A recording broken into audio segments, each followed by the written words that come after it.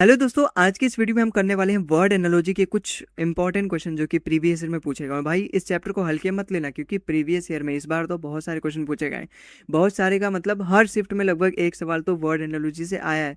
देखो, रीजनिंग में सबसे ज़्यादा यही इंपॉर्टेंट चैप्टर है अपने, word analogy, syllogism, number series, set analogy, इनसे ना एक सवाल जरूर आता है। सिटिंग अरेंजमेंट से आता है, ब्लड रिलेशन से, ये कुछ ऐसे इंपॉर्टेंट चैप्टर जो बार बार पूछे जाते हैं। डायरेक्शन डिस्टेंस से पूछे ना पूछे, रैंकिंग टेस्ट से पूछे ना पूछे, अपना वेन डायग्राम से पूछे ना पूछे, कैलेंडर से पूछे ना पूछे, क्लॉक से पूछे ना पूछे, लेकिन ये 8-10 चैप्टर जो मैंने अभी सबसे पहले नाम लिए वो तो बहुत इंपॉर्टेंट है, तो हमें उसको तो बिल्कुल नहीं छोड़ना चाहिए। और रीजनिंग तो जाना ही जाता है भाई सीरीज के लिए कि 2 4 6 बताओ अगला क्या आएगा, इसी के लिए जाना जाता है। लेकिन reasoning is not only about this 3 to 4 chapter, it's about 40 chapters. So we have bring 40 chapter wise complete reasoning practice. ठीक है, मतलब इस चैनल पे हम complete reasoning chapter wise practice series चला रहे हैं। आप जाके उसका लाभ क्यों नहीं उठाते भाई? अब किस बात का इंतजार है? ठीक है, तो अपना आज हमारा वर्ड एनालॉजी है, स्टार्ट करते हैं आज के इस वीडियो को। अब देखो हमारे यहाँ पे क्या है, पहला क्वेश्चन देखो, वर्ड एनालॉजी में ऐसी सवाल आती है। देखो, रुपी का करेंसी से रिलेटेड है, तो हमें समर का बताना है, समर किस से रिलेटेड होगा।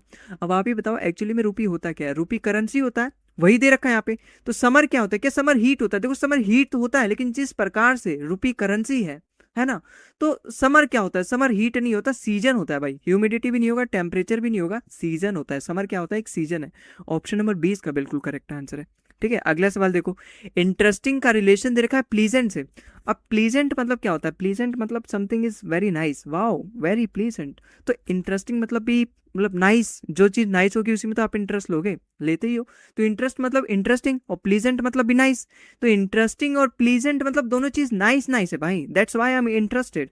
तो इंटरेस्टिंग, प्लीजेंट, ये दोनों नाइस चीजें हैं। अच्छा, स्पेशल हम किसको बोलेंगे? जब बहुत ज़्यादा चीज़ें अच्छी होगी हमारे लिए, तभी तो हम उसको स्पेशल बोलेंगे। अब जैसे मैंने कल को कोई मान लो मैं कुछ एक ऐसी सीरीज लेकर आऊँ जिसमें बहुत सारे क्वेश्चंस ऐसे हों जो प्रीवियस हो, जो आपको डायरेक्टली समझ में आ जाए और हिट कर दे और बहुत ज़्यादा आपकी हेल्प करे, तो मैं ये नहीं बोलूँगा कि भाई ये बड़ा स्पेशल सीरीज़ है, मैंने इस पर बहुत मेहनत करी है और आप भी इसका लाभ उठाओ। तो वो सीरीज़ स्पेशल क्यों है? क्योंकि मैंने उसमें बहुत अच्छी मेहनत करी है, बहुत एकदम एक्सलेंट तरीके से मेहनत करी है। प्रोस्पेरस नहीं होगा, कॉमिकल नहीं होगा, एक्सलेंट होगा। ऑप्शन नंबर डी इसका बिल्कुल गलत है, ऑप्शन नंबर सी इसका बिल्कुल सही है। ठीक है, तो स्पेशल का यहाँ पे जिस तरीके से अपना रिलेशन इंटरेस्टिंग से प्लीजेंट का है, उसी तरीके से अपना नाता स्पेशल का एक्सीलेंट से। ठीक है, आई होप आपको समझ में आया होगा। अच्छा, यहाँ पे देखो, टीचर का रिलेशन दे रखा है स्कूल से। भाई मैं यही तो समझ सकता हूँ, टीचर अपने स्कूल में पढ़ाते हैं, तो नर्स कहाँ पढ़ाती है? हॉस्पिटल में। मतलब समझ जाओ ना भाई टीचर स्कूल से रिलेटेड है तो नर्स अपना हॉस्पिटल से रिलेटेड है, यही होगा बिल्कुल। मेडिसिन, सर्जरी, ट्रीटमेंट, ये सब तो सेकेंडरी है, प्राइमरी अपना हॉस्पिटल आएगा। आई होप आपको समझ में आया होगा। अगला सवाल देखो, भाई कंप्लीट का रिलेशन दे रखा है अनफिनिश्ड से। भाई कंप्लीट मतलब भी मैं जानता हूँ पूरा होता है, ठीक है, और अनफिनिश्ड मतलब भी मैं जानता हूँ अधूरा होता है। दोनों का मीनिंग एक दूसरे के अपोजिट है, बिल्कुल अपोजिट है भाई। कंप्लीट मतलब पूरा, अनफिनिश्ड मतलब अधूरा। अब डिफीट मतलब तो सबको पता होगा ना, हारा हुआ और लूजर, ये सारी चीजें होता है। इसका मतलब इसका जो अपोजिट होगा विनर होगा, विक्ट्री होगा, राजा होगा, मतलब जो जीत जाता है तो विक्ट्री होगा इसका बिल्कुल। सोरो मतलब तो दुख होता है, अपोनेंट मतलब तो अपना कॉम्पिटिटर होता है, डिजायर मतलब तो इच्छा होती है। अपना एक ही बचा, विक्ट्री मतलब जीतना। ऑप्शन नंबर 20 का बिल्कुल करेक्ट आंसर हो जाएगा। अगला सवाल देखो, भाई वाटर का रिलेशन दे रखा है फिल्टर से। भाई पानी को फिल्टर करते हैं हम क्योंकि उसमें से इम्प्योरिटीज वगैरह निकाल जाए, जो भी उसमें गंदे मिट्टी के बर्तन है, मिट्टी के टुकड़े हैं, वो निकल जाए। तो वाटर हम फिल्टर करते हैं। तो फिल्म को क्या करते हैं? देखो, पानी को साफ करने के लिए हम उसको फिल्टर करते हैं, फिल्म को, पानी को साफ करने के लिए हम उसको फिल्टर कहते हैं, फिल्म को साफ करने के लिए हम क्या कहते हैं? कास्टिंग? बिल्कुल नहीं, कास्टिंग मतलब तो अलग अलग एक्टर लेना, डायरेक्टर भी नहीं होगा, प्रोड्यूसर भी नहीं होगा, इसका मतलब होगा सेंसर। जब भी क्या होता है ना, कोई फिल्म अगर लॉन्च होती है ना, तो उसको सबसे पहले सेंसरशिप दिलवाना पड़ता है, मतलब उसको वेरीफाई करना पड़ता है कि हाँ एक्चुअली इस फिल्म में कुछ ऐसी चीज़ तो नहीं है जिसकी वजह से सोसाइटी में एक बुरी वो फैलेगी।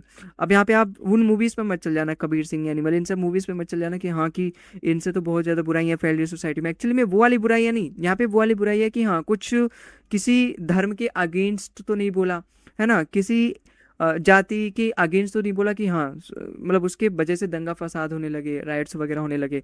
वो सारी चीज़ें हम यहाँ पे देखते हैं। तो सेंसर में हम ये करते हैं कि अगर फिल्म में कुछ इस तरीके के सीन हो जिससे कि किसी भी आपत्तिजनक हो, तो उसको हम हटा सके, रिमूव कर सके, तो सेंसर मतलब वो होता है। ठीक है, आई होप, क्योंकि बहुत ज़्यादा चला था ना कि हाँ ये सब के बारे में। ठीक है, तो आई होप आपको समझ में आया होगा। खैर अगले सवाल पे चलते हैं। भाई कैटेरेक्ट का रिलेशन दे रखा है ऑप्थेल्मोलॉजी से। ऑप्थेल्मोलॉजी मतलब होता है जो आई का डॉक्टर होता है, ऑप्थेल्मोलॉजिस्ट होता है वो। अब ऑप्थेल्मोलॉजी दे रखा है मतलब आई से रिलेटेड प्रॉब्लम से स्टडी, ठीक है। अब कैटरेक्ट तो आई से रिलेटेड बीमारी को ही बोलते हैं, इसका मतलब कैटरेक्ट और ऑप्थेल्मोलॉजी एक दूसरे के एक ही ऑर्गन से रिलेटेड है ना भाई।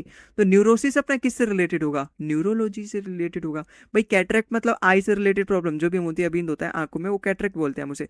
इसका मतलब आई से रिलेटेड ऑप्थेल्मोलॉजी ही होता है, क्योंकि ऑप्थेल्मोलॉजी मतलब आई से रिलेटेड प्रॉब्लम की स्टडी, जहां पर भी लॉजी आ जाए मतलब स्टडी की बात कर रहा है वो।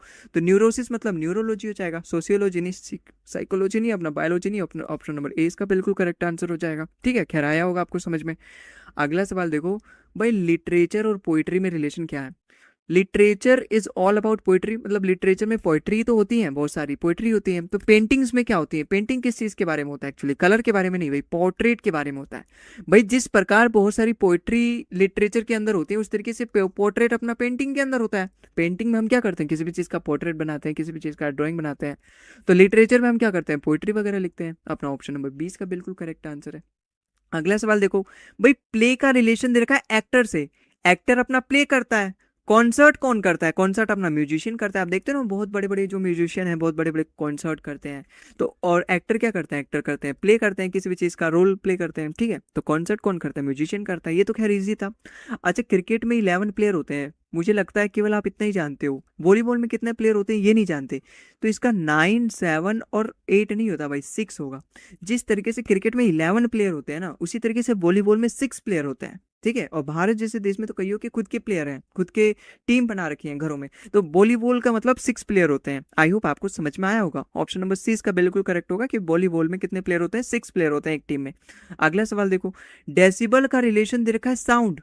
इसका मतलब डेसिबल वो यूनिट है जिसको मतलब नापते हैं हम, साउंड में नापते हैं, साउंड को डेसिबल में नापते हैं। तो एम्पेयर में हम क्या नापते हैं, इलेक्ट्रिक करंट नापते हैं भाई। वॉल्यूम नहीं नापते, टेम्परेचर नहीं नापते, प्रेशर, प्रेशर को तो हम पास्कल में नापते हैं भाई। ठीक है, पास्कल में। इसको हम एम्पेयर में नापते हैं। टेम्परेचर तो डिग्री हो गया, सेल्सियस। ठीक है, वॉल्यूम लीटर में नापते हैं, बात याद है। तो ऑप्शन नंबर सी इसका बिल्कुल, बी इसका बिल्कुल करेक्ट है कि हम इलेक्ट्रिक करंट को एम्पेयर में नापते हैं। आई होप आपको समझ में आया होगा। ठीक है, तो आज की इस वीडियो में बस इतना ही। आई होप आपको समझ में आया होगा। बाकी आपका कोई फीडबैक वगैरह हो तो कमेंट में जरूर बताएं। मिलते हैं अगले वीडियो में हम किसी और नए टॉपिक के साथ। तब तक के लिए जय हिंद, जय भारत।